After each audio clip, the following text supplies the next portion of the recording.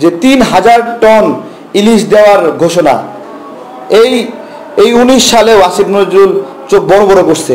হ্যাঁ, হাসিনা 500 টন ইলিশ দিচ্ছে, আজকে আসিফ নজরুল চোখ উল্টায় ফেলছে। কই এখন 3000 টন ইলিশ দিলেন কেন? কেন দিলেন?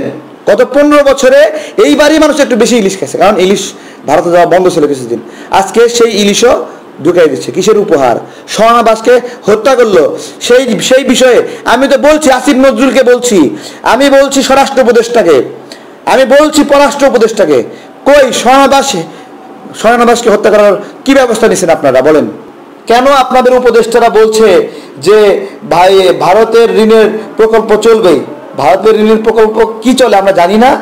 এই যে আখাউড়া স্থলপথ যে আপনার হলো যোগাযোগ ব্যবস্থা, সেখানে যতগুলো স্টাফ ছিল, কর্মী ছিল, লেবার ছিল, সবগুলো হাসিনা ইন্ডিয়া থেকে আনছিল, সবগুলো ইন্ডিয়া থেকে আইনা নিয়োগ দিছে এই প্রকল্প। তাহলে এই প্রকল্প আমরা এখানে চলতে দিব?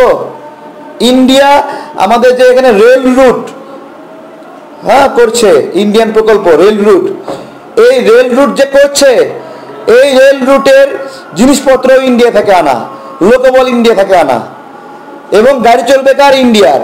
এখন আমার প্রশ্ন হলো যে আপনি রেল রাস্তা বানালেন ইন্ডিয়ার জন্য, ট্রানজিট দিবেন, এখন ওই রেলপথটা আপনি বানালেন, ওই রেলপথ বাংলাদেশের যে অংশ দিয়ে গেল, ওই রেলপথ বানানোর পরে ওই রেলপথের ওই জায়গার মালিক, মানে ওই ভূমির মালিক বাংলাদেশ নাকি ইন্ডিয়া? তো নিতে পারবেন ওই জায়গায় ফিরায়? হাসিনা বাংলাদেশকে এই পর্যায়ে ক্ষতির জায়গায় নিয়ে গেছে, কিন্তু এখন এই উপদেষ্টারাও বলতেছে এইসব প্রকল্প চলবে। আমি খুবই লজ্জা পাচ্ছি। 2 দিন আগে টাটা গ্রুপ তারা আমাদের মেট্রো রেলের বর্ধিত কাজ নিয়ে নিল। বাংলাদেশে ঠিকাদার নাই, প্রতিষ্ঠান নাই, ইন্ডিয়া কেন? এক্স্যাক্টলি ইন্ডিয়া কেন? হাসিনা দিছে বুঝলাম, এখন এই সরকার কেন দিচ্ছে? আমার প্রশ্ন করার অধিকার আছে, আমি প্রশ্ন করছি, জবাব দেন আপনারা। কেন ইন্ডিয়া এখনো ক্ষতি কম করছে? সীমান্তে নাগরিক হত্যা কম করছে, বাণিজ্য আগ্রাসন কম করছে। 2 দিন আগেও বন্যায় আমাদের প্রায় 14,000 কোটি টাকা ক্ষতি করলো, 1 মাসের মধ্যে 14,000 কোটি টাকা। তাই আপনি লাভ করছেন কয় টাকা? ব্যবসা করছেন কয় টাকা বলেন? আপনি তো আনছেন হলো 1,000 কোটি টাকা, বাকি আরো 13,000 কোটি টাকা কই থেকে আসবে? সেই 1,000 কোটি টাকা যে আনলেন, সেটা কবে পুনর্বাসনে ব্যয় হবে জানতে চাচ্ছি আমি। এগুলো আমরা প্রতিদিন ক্লান্ত হয়ে যাচ্ছি প্রশ্ন করতে করতে। প্রশ্ন করলে সাইবার হ্যারাসমেন্টের শিকার হচ্ছি, আমাদের হ্যারাসমেন্ট করা হচ্ছে যে কেন প্রশ্ন করি। কোনো শক্তি চায় না সত্যিকে প্রশ্ন করা হোক। শক্তিশালী লোকেরা প্রশ্নের বাইরে থাকতে চায়, তারা ভাবে তাদেরকে কেউ প্রশ্ন না করুক, তারা বিব্রত হতে চায় না। কিন্তু যে কাজগুলো করে, এই কাজগুলো বিব্রতকর নিকর কিনা বলেন? বলেন। এখনো জায়গায় জায়গায় আওয়ামী দখলদারিত্ব, আওয়ামী ফ্যাসিবাদ, এগুলো সরাতে গেলে বলতেছে চাঁদাবাজি করতে গেছে, সরাতে গেলে দখলদারিত্ব করতে গেছে। আমার প্রশ্ন যে ইসলামী ব্যাংক আওয়ামী লীগ দখল করছে, সেই ইসলামী ব্যাংক যখন জামাত ইসলাম পুনর্দখল করলো, সেটা কি দখলদারি? বিএনপির যে সম্পদগুলো দখল করছে আওয়ামী লীগ, সেগুলো যদি তারা পুনর্দখল করে, এটা কি দখলদারিত্ব? মুহূর্তের মধ্যে চাঁদাবাজ বানায় দিছে বিএনপিকে, কত বড় সর্বনাশ করছে। হ্যাঁ, মানে তারা ব্রেনদের মার দিচ্ছে। আওয়ামী লীগের রেখে যাওয়া, হাসিনার রেখে যাওয়া মিডিয়াকে যা ইচ্ছা তাই ব্যবহার করতেছে, স্টোরির পরে স্টোরি করছে। বিএনপি ক্ষমতায় আসেনি, বিএনপি কালপিট হয়ে গেছে, খেলা চলছে। এই খেলা বাংলাদেশের নাগরিক এগুলো খেলেন না। হাসিনাকে যেভাবে বাংলাদেশ থেকে বিতাড়িত করা হয়েছে, আপনারা কি আপনাদের জন্য সেই পরিণতি দেখতে চান? প্রথম যখন আমি বলছিলাম আমি দ্রুত জনগণের প্রতিনিধির হাতে ক্ষমতা হস্তান্তর দেখতে চাই, তখন আমাকে বলছিল লোভ করছে, লোভ লোভ, আমরা নাকি লোভ করছি। আমি কি চাইলাম? আমি চাইলাম জনগণ একটা ভোট দেবে, সেই ভোটে যে প্রতিনিধি হবে তারা সরকার বানাবে, তাই না? জনগণ ভোট দিবে, আমি তো বলিনি আমি ভোট দিয়ে বানাবো, জনগণ ভোট দিয়ে প্রতিনিধি নির্বাচিত করবে, তাই না? তো ওইটা করতে দেবে না কেন? কেন করতে দেবে না? অনেকদিন ক্ষমতায় থাকার লোভ হয়েছে, ইলিশের দাম বেশি হতে পারে, হ্যাঁ এই সিজনে ইলিশ কম, দাম বেশি হতে পারে, কিন্তু মানুষ গত 15 বছরে এইবারই সবচেয়ে বেশি ইলিশ খাইছে। গত 15 বছরে এইবারই মানুষ একটু বেশি ইলিশ খাইছে, কারণ ইলিশ ভারতে যাওয়া বন্ধ ছিল কিছুদিন। আজকে সেই ইলিশও ঢুকাই দিচ্ছে। কিসের উপহার? শাহনাবাজকে হত্যা করলো, সেই বিষয়ে আমি তো বলছি, আসিফ নজরুলকে বলছি, আমি বলছি স্বরাষ্ট্র উপদেষ্টাকে, আমি বলছি পররাষ্ট্র উপদেষ্টাকে, কই স্বয়না দাসকে হত্যা করার কি ব্যবস্থা নিয়েছেন আপনারা বলেন? জয়ন্তকে হত্যার কি ব্যবস্থা নিয়েছেন? উত্তর দেন, উত্তর দিতে পারবেন?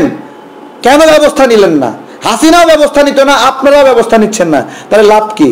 1971 সালে যুদ্ধ ছাড়াই শেখ মুজিব এবং আওয়ামী লীগের লোকেরা যেভাবে রাষ্ট্রের ক্ষমতা দখল করেছে, আজকে 24-এর বিপ্লবের পরে লড়াই ছাড়াই কিছু মানুষ রাষ্ট্রের মালিক হয়ে গেছে, উপদেষ্টা হয়ে গেছে, সমন্বয় হয়ে গেছে।